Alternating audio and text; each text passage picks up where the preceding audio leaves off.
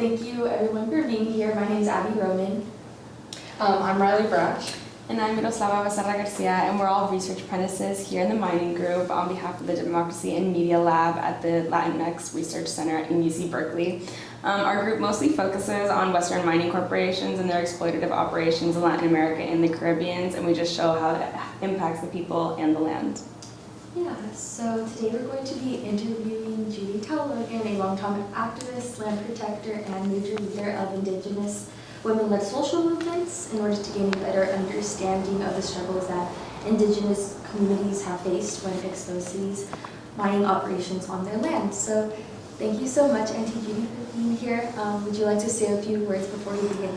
Yes, thank you for having me. Thank you for inviting me. Thank you, Professor, and the entire Latinx Resource Center. I'm Judy Talaugon. I'm from California. My family are tribal members of the Chumash Nation. We are Samala. We're from the village of Kalawashak. The village of Kalawashak is located in San Ynez Valley, away from the coast and above Santa Barbara. We are more the river people. Our tamales, our crafts are crafted for the river as much as for the ocean as well. Mariners, oceanographers. Kalawashak means the village of the turtle, and my grandmother, great-great-grandmother, is Maria Solares, and a lot of her wax cylinders, languages are housed here in this institution, Berkeley. Our funerary remains, our sacred antiquity, and probably more is housed here at UCB. We're always a part of the struggle for repatriation and the return of our possessions, our property, and intellectual property. Yeah? I started my work as a child of farm workers. And proud of it. A couple of you from this department have reminded me how proud I am of it, because oftentimes as a 71-year-old I've been silenced to be afraid of these wonderful realities, not labels or stigmatization, but truth about who I am and where I come from and why I came to be. I am an urban Indian person, and I bring that up right now in my introduction to make the distinction that I am a product of the Relocation Act, and that urban Indian people occupy a great percentage of the very small percentage of us in this country, the United States, so to speak, specifically. And soon I'll be talking about the Global South and my siblings from the south of here. But really, that's part of my introduction, that I'm an urban Indian person, and it's very significant to remember that. Some of us come from that history of 40 and the 50s, all of us. And that program was set out to destroy us, and in fact, and with the words of John Trudell, it was Skid Row and us Indians who were cast into the street that held space for us to be here today. Okay? So I hope that I enlighten you to remember those relatives that died in the streets of the 6th Street corridor in San Francisco, and the Indian bars, or the Skid Rows of the Fillmore and of Hunters Point. All people, BIPOC people, white people, poor people dying in Skid Row held space for us to be here today. Okay? They tried to kill us all. So I bring that into my introduction always, because I'm not going to be able to speak to you in my language. I'm not. A lot of us come from adverse backgrounds, so we don't get the language, and we don't have, and we're older now, and we've survived some tremendous battles. So no matter where and how we've been educated, a lot of that has been beaten out of us, yeah? Worn out of us. The capacity to pray in our language, to learn new words. But we support language sovereignty. We fight for it. We die for sovereignty and for language autonomy. And so I just want to say all those words on record to make sure that you understand the breadth of our struggle, the breadth of our work, and that women are at the center of this because we are your mama. Yeah? So that's my intro, and I want to make sure that we acknowledge that the traditional owners of this particular part of the Bay Area are still with us. They thrive and they continue to matriate this land. They thrive and continue to bring new characterizations and language to us to today. And that's why I'm here today, is to support Karina Gold and, the Wapapas and the people from Intertribal Friendship House here in Oaklandside. And not because it's propaganda, because I've actually physically worked with these people, and cleaned that center with them and cooked in that kitchen. Okay? So that's me. Thank you for having me. Yes, thank you. Thank you for a very insightful and powerful introduction, Aunty Judy.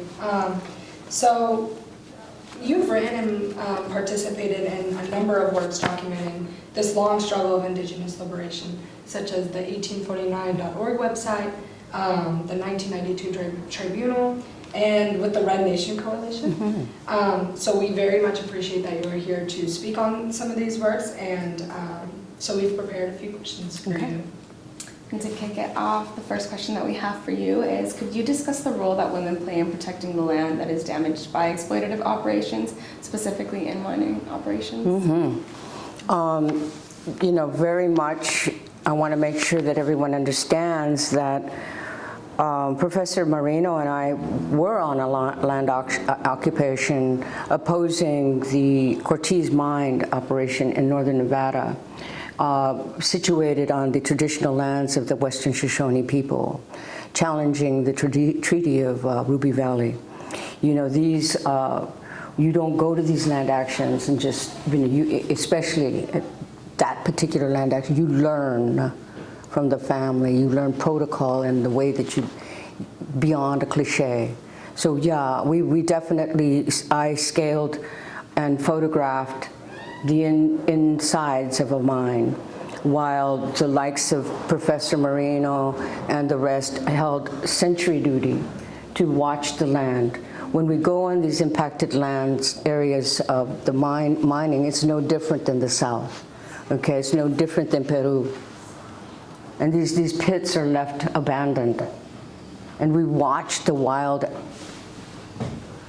horses and the birds go to those leach ponds and drink from them and die. We witness several flak jackets, FBI, BLM. When you do land action, it's no different than Peru. They will take a body or the babies for the protection of those babies. They will take the bodies of the people who protect the land so that we are helpless. It is no different here than it is in the South. So it is so as Indigenous people, we know that it is immediately militarized when we show up to protect land. And that when we're protecting land and water, we're protecting our relative. And they know that too. And that's why it's an immediate death sentence. That kind of principle, that framework must go away. That's what genocidal practices have been set up here in the USA for, is to make sure that we understand that lesson goes global, that we understand that if you stand up for your relative, the water, your mother, the earth, you have a hair sight on you. And if it's not on you, on your family. And that's why Amnesty International and many, many organizations get involved in Indigenous rising, because the violations are so stark. But we get to now have me and a few other in the North who can actually demystify the struggle and build a mass response. Mass response. So yes, absolutely. There are films, Maxima. The brutality is recorded right this minute. And it is incumbent upon me to know that is happening now, that I'm not begging for anything for the future. I need to address that now. And that's what I'm here to. We need to address you know, open pit mining and the contamination left behind, which is going to occupy the deposit of waste. Toxic waste is going to be, I guarantee you, deposited on poor lands, transported through poor communities, and deposited and manufactured, or rather operated toxic waste dumps, some of the most corrupt, by the way, industry in the world, historically, or dumpers, on indigenous lands, 85%, mined and dumped. So yeah, that once a mining operation occurs worldwide, trafficking occurs, women are missing, men and women are missing. These are called man camps. They're no longer campesinos, they're not villages. They're man camps. And they're set up throughout in remote areas where mining operations do occur. And you know, where res people are, where uncontacted tribes are. That's what uncontacted tribes, you must look this up, are being spoken to. They're in areas where no one can get to, and where they can commit murder, state-sanctioned atrocities every day, and they take the bodies away. So these activities, you know, they do occur. I did work on the mining activity for 1849, and it has not changed. They do make laws to accommodate mining operations worldwide. So, yeah. I think that's a really nice segue into our next question. So I know that you've already talked about like militarism, and you've briefly touched upon what the mines do to indigenous land. So could you elaborate on like government involvement and like the barriers that they impose on indigenous communities that prevent them from fully defending and or accessing their lands? You know, gosh, you know, it's become less and less mystified what forces are behind this. This is like corporations, you know, big operations, and they're not the majority. We are, but is a few. And I know it's becoming such a song and dance, but we really have to look at that. You know, it's such a few, and it's companies. So yeah, it's the barriers are through media. The barriers are through campaigns of violence and psychological intimidation, coercive ways of organizing, penetrating our academies, so that we continue to perpetuate that kind of conversation. You know, we recruit our young people into the military, into the police state, into the, you know, that's where we find money. Yes, we're coerced. And those are the operations. They're massive. And I can, you know, and I think that in the past I could sit here and give you data and list all of the, but there's not very many. It's a very, you know, it's Biden, and if I don't mean to, you know, get all, one party against the other. I'm just talking about the elite, you know, and that settler colonialism is set off by oil companies, by, you know, resource extractive organizations that are really here to keep it a club, keep us out. That's all, you know. And I'm really.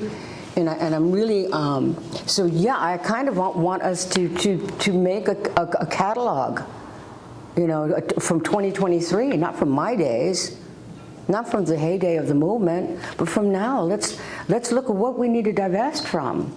That's the only way to build. You know, we're going towards extinction. That's the only way. We got a countdown of 30 years. I'm just throwing some numbers out there, okay? And so if that's so, then let's remember we are the majority. It's just a very small portion of the company. And I know that I can give you more data, but this is what happened in 1849. We were recruited as bodies across the board, all spectrums. But just a few came out, right, with the riches. And some of them still exist today. They own newspapers, and they own they own media. They own media almost immediately, you know. And I'm really, so, you know, it's really, we really have to look at media in a very possess our intellectual property. Don't be sold on this stuff. Own everything. You know, revert back to our ways. Trust it. You know, but yeah, we have the wildlife. We have all the conservation corps organizations to save land. It's a campaign. It's not us. You know, we have all of the national parks services, that program that came out. That's not us. You know, those are all extracted from indigenous thought and indigenous, knowledge worldwide. All of these conservation programs are an obstruction. You know, and may I say even further, the civil rights titles in that fight in legislation are huge to me as an indigenous woman, as a grievance process, and it's baloney. We need to dismantle that. We need to get more aggressive with our legislation. You know, we don't need to be a part of a grievance process that takes us generations to achieve our rights to be enforced, a law or a title to be enforced, for education for our children, for the CPS is the quintessential and #1 way that they've enforced to take us down. So they will take our children because we're poor, right at the border and right here in Oakland. They will take the babies to dismantle our community because we're poor. Not because we're not fit, but because we prove to the standard of this community, this society, that we are not fit. And we need to change that. So when I work in the tribunal work, when I work on the gold mine work, that's where I'm working from. That's the basis from where I'm working from, is our children. 3 times higher now. The state-sanctioned abduction of our children, which is directly carceral. It's carceral. 3 times greater than the residential school system of the past. Now, America and Canada, they're taking up our children quickly. Right here at the border and in Canada. In cages, incarcerated babies. Okay?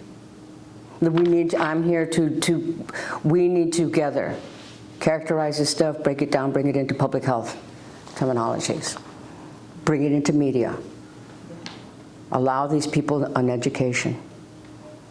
Please, please, please, this is not a privileged country. This is a very deprived country. Deprived.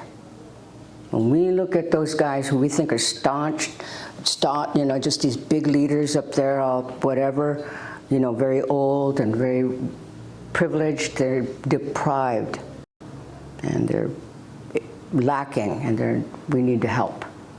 Okay, and no offense, but I believe that only mamas and aunties got the message on how to help this, on all levels of inconspicuous, wonderful powers of the motherhood, all the way into policy. Mm-hmm. I don't know if I answered your question. Okay. Yeah, very insightful, thank you. Mm-hmm. I'd like to kind of change paths and talk about your 1992 tribunal. Mm-hmm. So you were involved in the working to destroy the myth of the European discovery of the Americas, and to provide an overall more broader understanding of the history of the United States.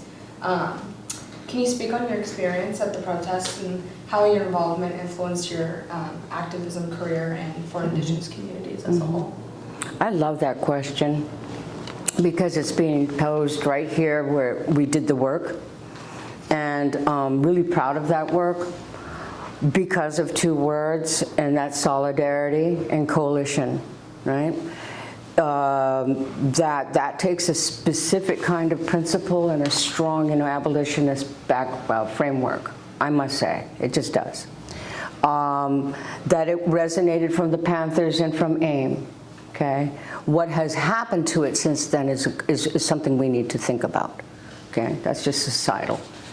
But what happened to me is no different than what is happening now. Is that a lot of the matriarchy is still silenced and reduced. And that really happened in '92. But the good thing is what came from that solidarity work is amazing stuff. At the time, you know, women were just kind of shuffled to the side, or, you know, just extracted a lot of information from the movement, built these spokespersons that happened to be the brothers, right, on all fronts. I'm just going to say all fronts of the movement. But what happened was this crazy separation, and it kind of busted open. And there was a separation between the autonomous aim and the Grand Council. There was bust open between East and the West Bay. It wasn't bad, but it had to happen. And what it did was it forced those who were down for solidarity to do weekly, if not monthly, co-chair East and West Side. Organized and mass coalition building. Organizations at the table that fundamentally did not get along with each other in the neighborhood. Okay? Bacau, people from Japan Art Center, from Manila Town, from the Mission. No one leaves the Mission. I'm from the Mission. No one leaves the Mission. We have everything there. They would come out. And who led that? Tony Gonzalez, one of the men that was fundamentally attacked by the autonomous side. You know, we got to stop doing this competition with one another, this lateral attack, this adopting the settler colonizer in our mind. So that was a huge struggle. And it silenced me for a good period of time. Not really, but, you know, each time I came back out, I was silenced. And it became very dangerous. You know, we don't silence because we just decide to be quiet. It's dangerous. You know, so anyway, between 92 and now, that work was incredible. I worked with the Puerto Rican prisoners work. I worked with what was left of the Panther movement, which was mostly women. You know, what was left of AIM, which was women. And we danced in that leadership. We shuffled when people wanted to grab a mic in front of us. Sure. There's more where that came from. I got juice. You take that mic. You know, a lot of those guys aren't around anymore. You know, and they can have all the mics they want even today. So it silenced a lot of us, and I'm in search of some of the women, okay, even to this moment. And I'm hoping through this time, you know, just casting into the universe, you know, that they will come forward, silenced, pushed away, you know. So that behavior has curtailed itself, I say, and socially we've become more conscious of one another. We embrace real principles now instead of talking about it. You know, we've come back, we've gone back home.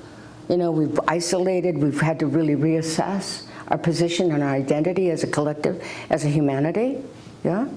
So my work was really fighting dogmatization, you know. It was really rough, but I did it, and the only way out was to continue to do service, you know. So you know, Tony Gonzalez, I'm very proud of him now. I was proud of him then, but I'm proud of him now because he comes from the Chicano moratorium, and he had this cert amongst us who would keep telling him who he was, right? I didn't do it, but I'm just saying, I'm from the North, and I'm not from the moratorium, you know? And so it was easy to do this to each other, right? And I'm against that. I was always against that. I'm always against demarcations and borders and boundaries. I can't breathe with it. And I want to give that to you. I want you to be able to be intolerant, right? Of sectorial, you know, separate, you know, non-inclusive behaviors, and where we need to be a mass movement. So one of the greatest legacies out of that, and any teacher could tell you this, is that as I went into the future from 92 to now, I would run across people, because it was a mass rally, demonstration, and tribunal. And it took place in San Francisco, and we organized internationally. And no one was there with us with those fax machines. It was all moms and grandmas doing this work with mass media, which is all women. You know, they're all gone now. But we did that while people were on tour in Spain with their mics, right? We did that while people were on tour in, you know, Minnesota. People got to do outreach, let them go. But we were doing the fundamental work and taking hits. And most of all, let me say this, doing the solidarity work that no one was willing to do. Tony Gonzalez, me, people who were like forced to be on the other side of the tracks of one another, but we negotiated and we danced with it. And we attended, imagine, coalition meetings with people that did not get along with it. Highfalutin leftist organizations forced to sit at the table with indigenous leadership. I want to see that again. We've become so individualized since '92. My promise in '92 was to go to the Caribbean and to get that oral literature, to bonify those stories from those islands, from the beginning of the invasion, 1492. It's a long, drawn-out, bloody beach, and we don't even get to hear that story on this side of the continent. That was my promise in '92. From prisoners to see the legacy of extractive behaviors, extractive operations of the mission system, which took our bodies, tried to take our souls, huh? And through those mechanisms created a unified voice from the West Side, and then we take it over to the Caribbean and set those voices free. Okay? And that was my promise in '92. You know, and those relationships, I must say, in solidarity work are precious, and they're for life. Who did I say for life? I say for life. You know, I'm here for life. As a youth advocate, for life. Why would you do it if it was not for life? Why would you work with a child if it was not for life? So, this is a part that has got to continue, and I'm very urgent about it, as well we should be. From my age and my body, which I've worked really hard not to, you know, leave so soon and go home. I worked really hard so I could stay with you as long as I can. But it's really time for us to really kind of speak apologetically, unapologetically, about how we've been reduced and silenced, and my grandma, her voice is right here, held hostage in the basement of the UCB. You know, we need to speak up, or they will continue to try to patent our medicines in the jungles, try to take our intellectual property, that extractive operations seep into our bodies. As Vine Deloria has warned, we become that mechanism of extraction. Okay? And we start to extract from one another without apology, with license. You know, we should be appalled. And I don't mean, but I am in the middle of this institution that I'm warning, that you need to know, okay? That the old ones that were top of the old ones that were top of the old ones only have one kind of karma. I'm going to give that to you today, okay? It goes only one way. The other karma that they try to tell you about, you might be a good karma. No. The one that the old ones have taught us is one way. You do wrong, you do foul, it's one way. There's no good karma when you do bad to people. There's penance to pay. It has nothing to do with the tabernacle. It's more powerful than that. It's the order of the universe. So, that our music is the heartbeat of Mother Earth. That we are part of the soul of this space here. You know, that is called the solar system, that is our classroom. So, you know, 92 is really important to me. And it really is an honor to be anywhere near anyone who might be inquisitive about that activity, you know. Thank you for that. That was really powerful. And thank you so much for sharing your experience. We really appreciate it. Switching gears, I know you touched on it a little bit about the significance of the year 1849. I would love for you to tell us a little bit about the impact of your website and why the year 1849 is significant and how we still see its effects of that history today. Yeah. Well, you know, I mean, El Viso is San Jose, right? And that is the final deposit of the mercury tailings, of the contamination from the mining operations of 1849. That the blasting and the devastation of Earth, of Mother Earth, to get that mineral, that ancient kingdom to possess gold, took poisons, mercury, all kinds of poisons, cyanide. So the mining operations obviously are done on you know, traditionally done on Indian lands.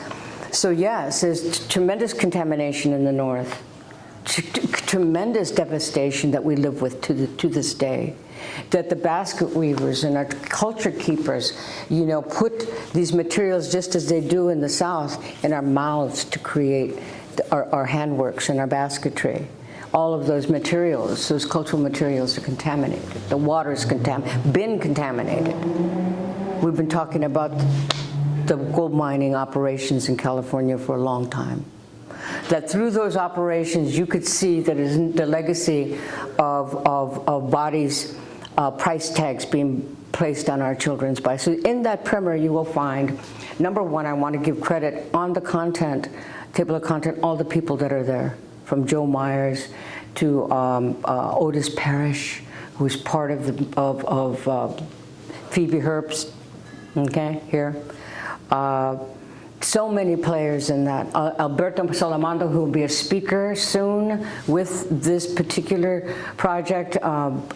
He does has a lot of history with mining, treaties, indigenous environmental network, and privy to the Red Deal, which has come out through this movement. So, you know, yeah, it's the mercury. We have a campaign in California that was brought through that primer. That is a health program that informs our communities all the way from the Forks, the river, American rivers, to El Viso, of the contamination poisoning right now at this moment. There's mercury warnings. What, when, and what not to eat. We have contamination. We have contamination in the Delta. We have what we call silt, and it's a sediment that is not being bioremediated. We are being poisoned, you know. And so that campaign grew out of it.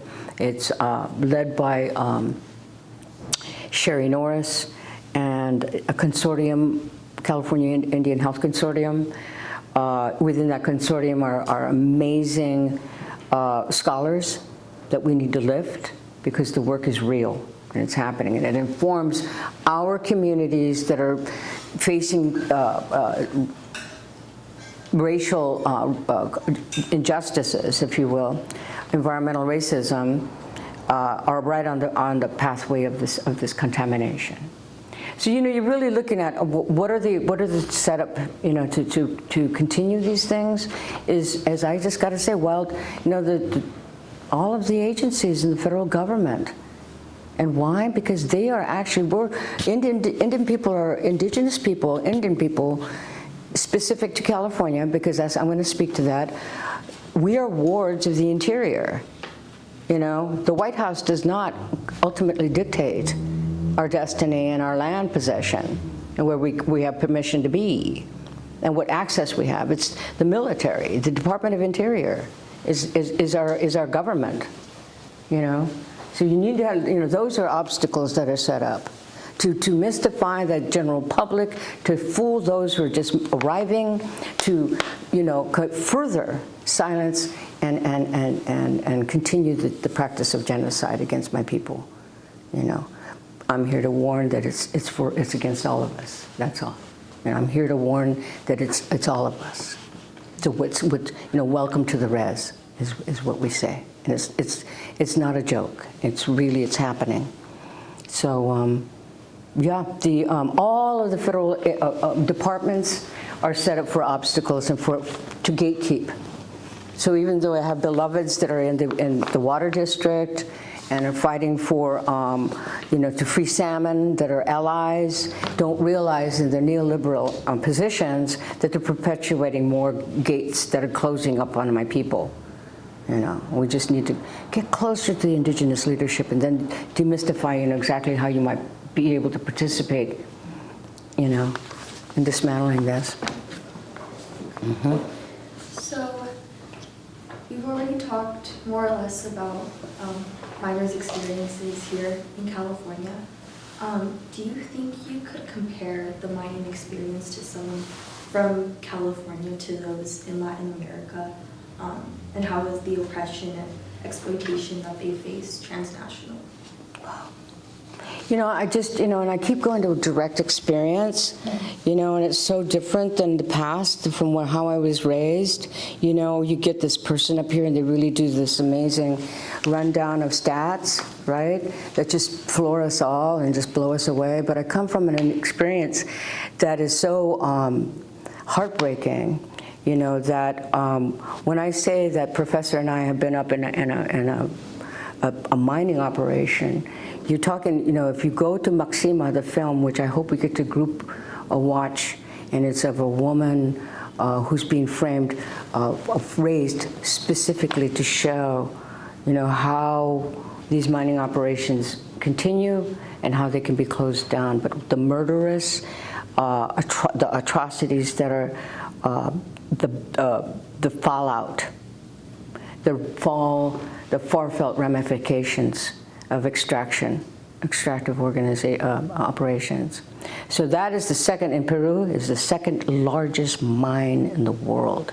You must take a look at this film and what they've done, and what Maxima has faced is no different than what I've faced, is no different than what Nilak Butler has faced, no different than anyone in the Los Alamos parts of New Mexico, fighting the mining of plutonium, the extraction of plutonium, and the use of used, spent waste, nuclear waste, with our military.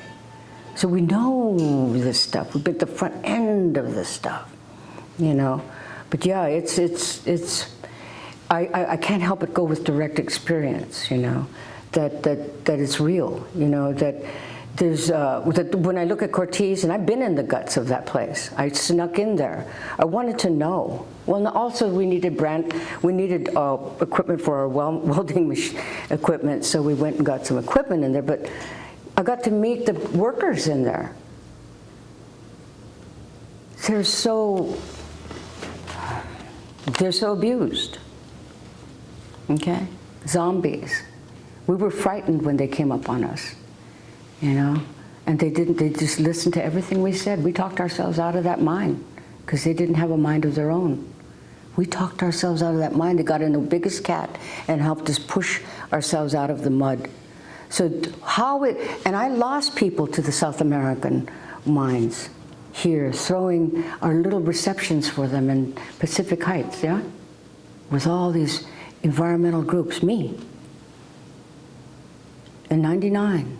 We lost three people, 3 indigenous organizers from the north went to the south and were murdered in the desert, in the jungle. This isn't the first time. These are the things I lived through, where I thought, Dad, I want to go with them. Right before they left. I can go with them, right, Dad? Yeah, you can. You got, you're set up. And I didn't go. I don't even remember why. He said, probably because I have children. It's always the reason why I don't go. But that's the story. I could only tell my own personal narrative that people continue to this minute to die. There's a hair site on the back of every other activist in South America right now that is opposing to anything, toxic waste or extraction. And these are broad-based organized communities. These aren't, these are women that have, and leaders that have organized villages and neighboring communities that are protecting, again, uncontacted tribes. That's something we really have to look at. Doesn't mean they've not been messed with. It means that we need to protect these people because their babies are being sexually abused, that they're being extracted. Extraction goes from mineral kingdom to humanity. We start to give ourselves permission to extract from one another. And it's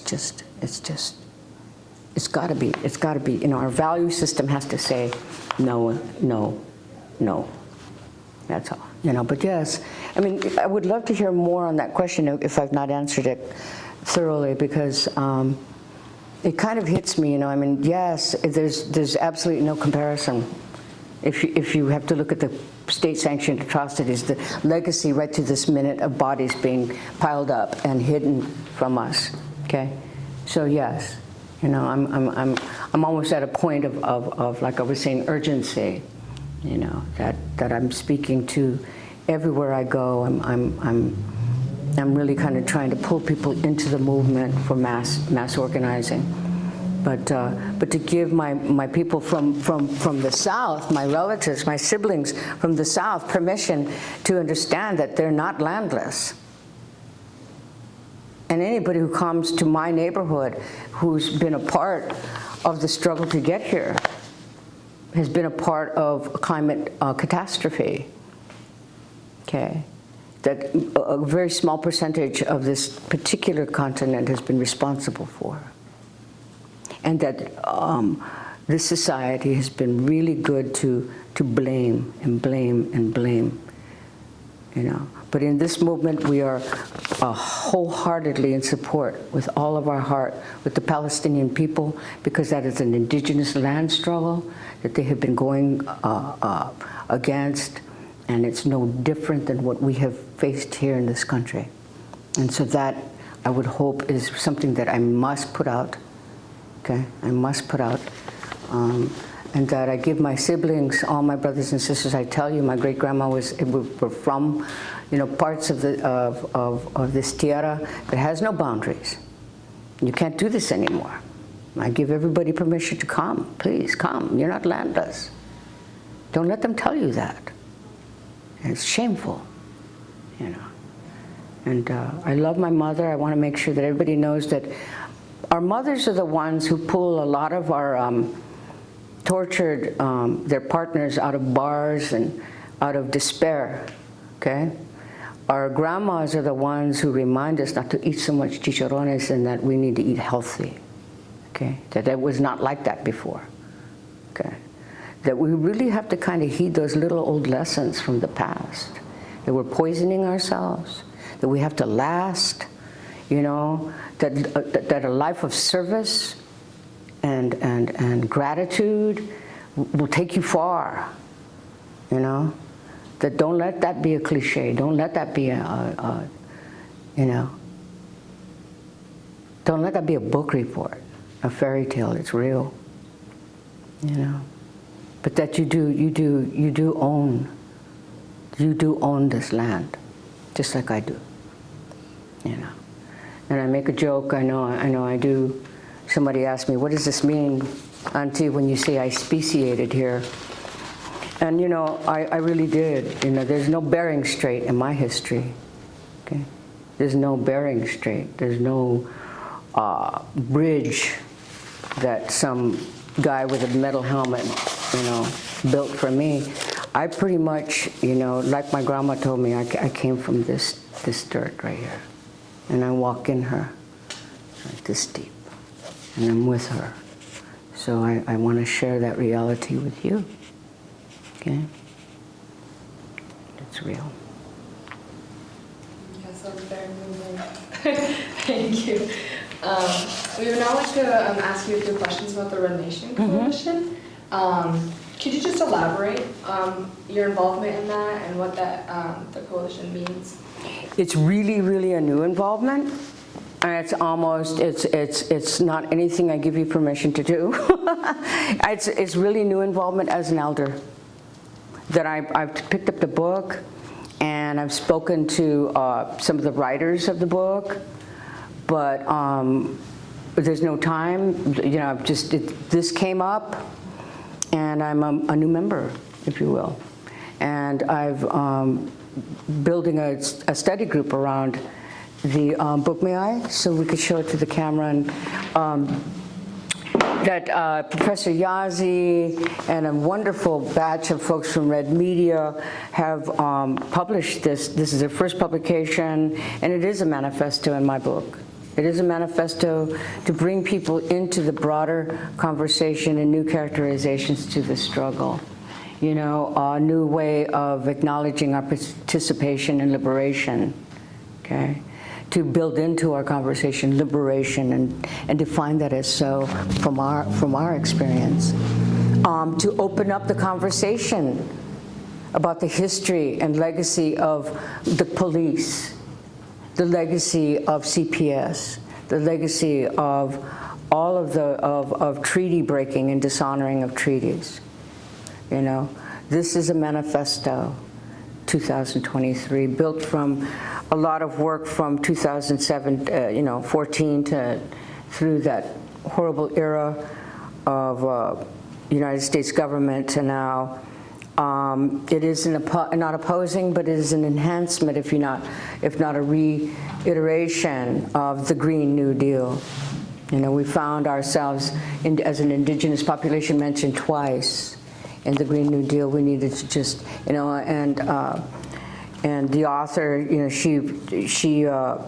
Alexandria, I know she learned earlier, it's a disclaimer, but she quotes in her book that she learned from Standing Rock.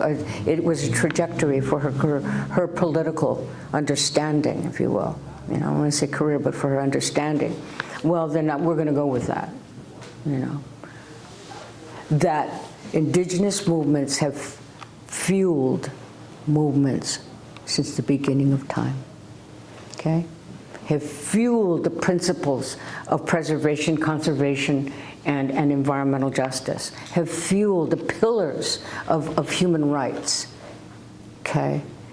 Informing Geneva to a better way of protecting humanity. Indigenous people have been at the front end of that conversation, and it's been extracted, and we've been okay up until now. You got to lift our authors, you got to lift our poets, you got to really use our colors, you got to fly our truth, because otherwise we're looking at extinction. Honestly, that's the colonial settler in your mind has got to go, and this is one beautiful, tactical treatise, if you will, to guide us there, together. I'm really into togetherness now. So we're going to have a study group around this book and around Dean Spade's book. These are village building, these are soul building, it's remembrance. We're going to remember who we are when you read this book, So join us. We're going to have and this is a gift to the mining group, and, So yeah, so the Red New Deal is an address to all of the systems that have been set up to date, that have been set up and to break it down. 5 years ago, people would have never understood and they didn't, when I said the Indian Child Protection Act, right? If it's dismantled, it dismantles our position, our sovereignty and our autonomy, our position as to even assert our self-determination, right? We take our babies away, take our protections away. Directly linked to oil extraction, directly linked to these corporations, directly linked to their lawyers, because I know their lawyers that are pro bono are the same lawyers that tried to destroy my reservation, okay? It's just there. So when Indian people stand up and say, you gotta read this book, and we're right here to help you walk, take it, take that offer, take that opportunity. It's a good time. It's a good time for the Red. The book is a treatise, is a manifesto, is my opinion, and join me in reading it together. It's a new day. No more book reports. Join me. Okay, so thank you for all of that. It was very insightful. very heartbreaking as well. But we appreciate that you're here and discussing these very difficult topics to discuss. So thank you for your work and everything that you've done. Thank you. So that was all the prepared questions that we had. So we would like to open up the floor to any questions from the audience. So if you have any, now is the time to ask. And we really encourage them.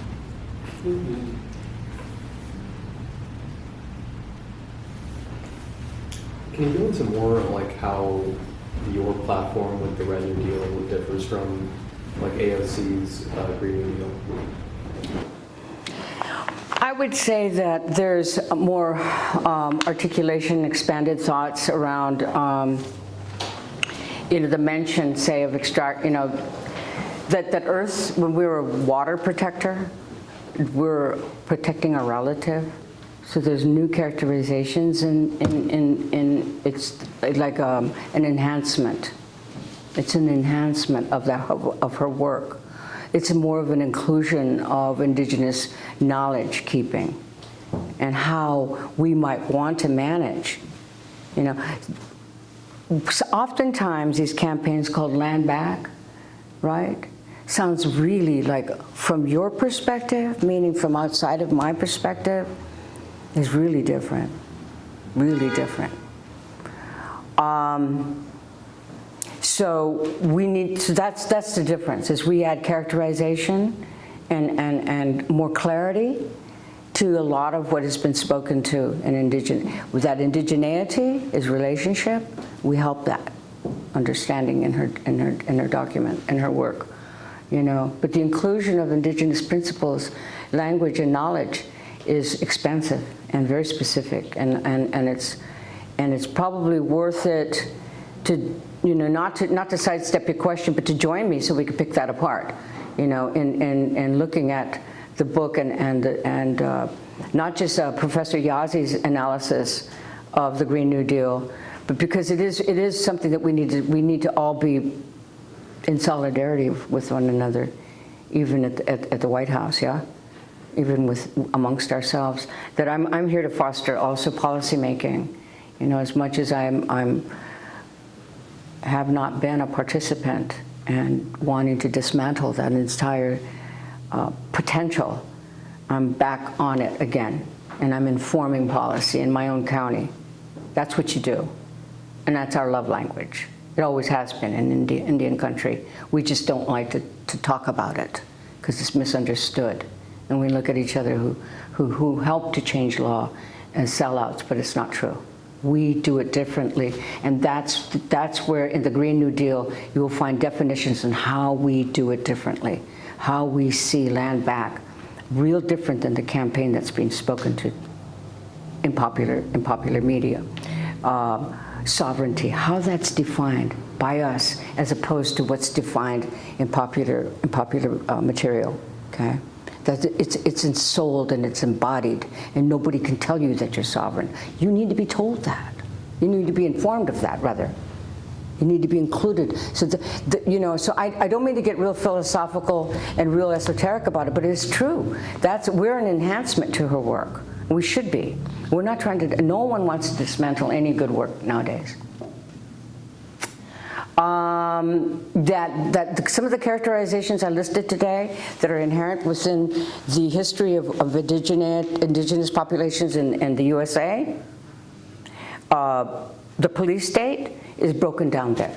Okay, that was a force, and even the star was designed to hunt down. That's derived from the Indian Wars, adopted into the police system, the policing system here, and adopted into protecting land, clearing land for the settler colonial state that was coming through, and also to recover slave bodies that were running away, okay? And stolen bodies, so that's the why and the history, and that's what we add to the Green New Deal, is those kind of definitions. I mean, and those days, right, of mystery, And some of our histories, I'm really excited, Carlos. I'm really excited that we have a history that is silenced, okay?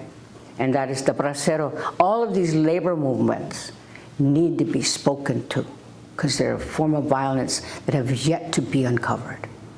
Immediately violent. Immediately. It just breaks my heart. The violence that our ancestors have endured for us to be here. Immediate. So, I'm so honored, you know, all my life, in danger of telling the truth, and now we could be together. Okay.